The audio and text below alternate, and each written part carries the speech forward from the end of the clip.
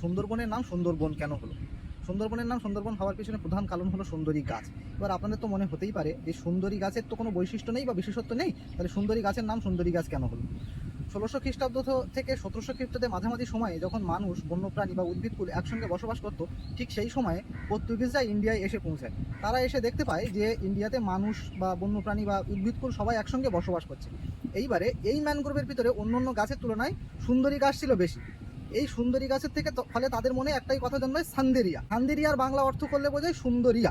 এবারে সুন্দরিয়া গাছটা থেকে সুন্দরী গাছ কি করে হলো? প্রধান কারণ হলো মার্চ থেকে এপ্রিল মাসের মাঝামাঝি সময়ে এই সুন্দরী গাছের ফুল জন্মায়। এবার এই ফুলের কিছু বৈশিষ্ট্য হলো, ফুলটা দেখতে খুবই চমকপ্রদ বা সুন্দর।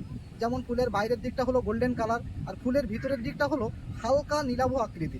এবারে এই ফুলের উপরে যখন সূর্যের আলো পড়ছে, ফুলটা আরও সৌন্দর্যময় হয়ে উঠছে বা আরও চমকপ্রদ হয়ে উঠছে। তার থেকে সুন্দরী গাছের নামকরণ হয়েছে। এবারে সুন্দরী গাছের নামকরণ হওয়ার পেছনে আরেকটা কারণ হলো, প্রাচীন যুগে বা এখান থেকে বহুত দিন পুরানো যুগে এই সুন্দরী গাছ দিয়ে গ্রামের মানুষজন বা আপনার পাশাপাশি যারা বসবাস করতো তারা সবাই ফার্নিচারের কাজ করতো।